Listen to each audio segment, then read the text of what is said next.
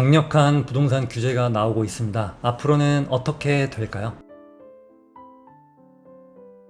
초강력 대출 규제다 이런 말들이 나오고 있는데 이건 과거에도 있어 왔던 겁니다. 부동산 시장을 바라볼 때는 내가 그리고 실행할 때는 본질만 보는 게 맞아요. 이 정부에서 매매가를 이렇게 막 누르게 된다면 사람들의 심리는 전세 한 번 더 살자 이런 심리가 더 많아지게 됩니다. 현재 이게 지금 진행형이거든요. 그런데 전세자금 대출도 제한을 하고 있습니다. 집주인이 바뀌는 시점에 전세를 들어가게 되면 전세자금 대출도 안 된대요. 그런데 요즘 또 돌아다니는 소문에 의하면 전세자금 대출도 한도를 정하겠다고 하는데요. 이렇게 매매를 막아버리고 전세까지 막아버리면 그게 어디로 갈까요? 네, 반전세나 월세로 가게 됩니다. 그러면 사회 초년생들이나 학생들 그나마 전세로 좀 매달 나가는 돈을 아낄 수 있었는데 매달 돈을 써야 되는 상황이 발생하게 돼요. 그렇게 시간이 지나서 또 얼마 후에 월세가 너무 빠르게 오르기 시작해서 월세도 상한선을 제한한다라는 규제가 또 나온다고 볼게요. 그렇게 되면 매매가, 전세가, 월세가는 잠깐 눌려 있을 수 있겠지만 더 문제는 공급이 아예 사라지게 됩니다. 건설비는 이미 많이 올랐는데 대출 규제 때문에 분양이 안 될 것 같으니 아예 못 지어버리게 되는 거예요. 공급이 아예 없어지게 되는 거죠. 집을 팔아서 주식을 사고 코인을 사고 금을 사고 또는 예금이나 적금으로 옮기게 되면 부동산의 전체 파이가 이렇게 줄어들게 되면 집값이나 전세값이 내려갈 수 있거든요. 부동산의 경제 규모 자체가 줄어들기 때문입니다. 그런데 주식으로 돈 번 사람들, 코인으로 돈 번 사람들이 내 집 마련을 하고 있고 앞으로도 그럴 가능성이 더 큽니다. 정부가 원하는 건 금융시장을 더 활성화시켜 보겠다는 건데 개개인의 입장에서는 주가는 너무 왔다 갔다 하고 내 집 하나 더 필요하니 그냥 하나 사자 이런 안정심리가 더 강하긴 해요. 그래서 뭔가 하나를 억제를 하게 되면 빠져나갈 통로를 만들어줘야 돼요. 여러분들이 어렸을 때 부모님한테 막 혼나고 나면 아우 부모님하고 말하기 싫고 집에 들어가기 싫고 이런 상황이 더 악화되거든요. 또 공부해라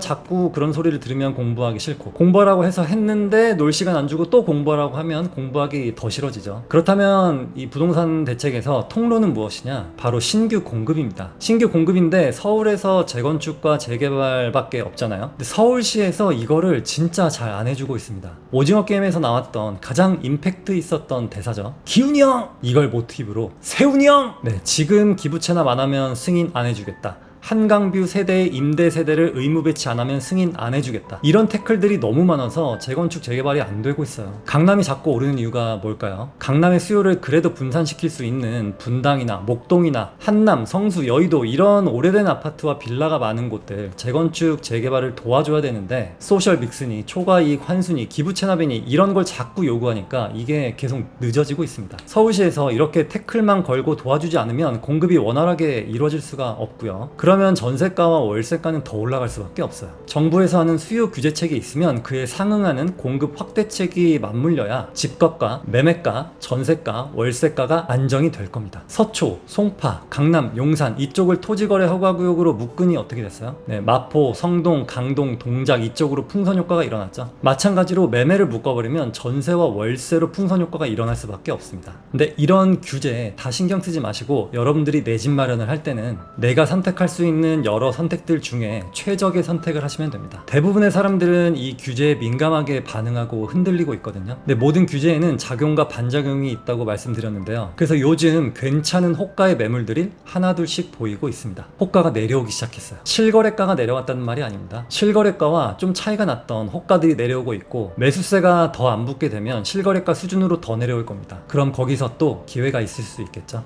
2023년도부터 제가 올렸던 영상 보시면 30% 40% 빠졌으니 매수하셔라 라고 많이 말씀을 드렸습니다. 근데 그때는 데드캣 바운스다 뭐다 해서 겁먹고 아무것도 못하신 분들이 계실 겁니다. 이런 분들은 하락장이 또 와도 못 사요. 실거래가가 왜 잘 안 내려오냐면 많은 분들이 집 한 채가 전재산인 경우가 많거든요. 여러분들이 한번 집 주인이라고 한번 해볼게요. 내가 집을 팔려고 하는데 싸게 팔기란 또 쉽지가 않겠죠. 그래서 호가를 올릴 때는 빨리 올리고 내릴 때는 조금씩 내립니다. 그리고 시세가 너무 내려가 버리면 그냥 안 팔아버려요. 그래서 지금 내 집 마련을 생각하고 계신 분들은 시장에서 멀어지는 게 아니라 계속 현장을 방문하면서 호가가 괜찮은 게 있다면 실행을 하는 게 맞습니다. 앞으로 하락장이 올지 상승장이 올지 예측하긴 어렵지만 하락장이 언제 올지 모르고 하락장이 와도 얼마나 떨어질지 모르기 때문에 그에 대한 리스크도 대비를 해야겠죠. 내 집 마련을 처음 하시는 분들 참 어렵다고 느끼실 텐데요. 그래도 너무 두려워하지 마시고 잘할 수 있다는 믿음을 가지고 한 걸음씩 나아가면 됩니다. 부동산 공부를 처음 하시는 분들은 나의 돈 많은 건축 친구와 김 부장 이야기 읽어보시면 도움이 되겠습니다.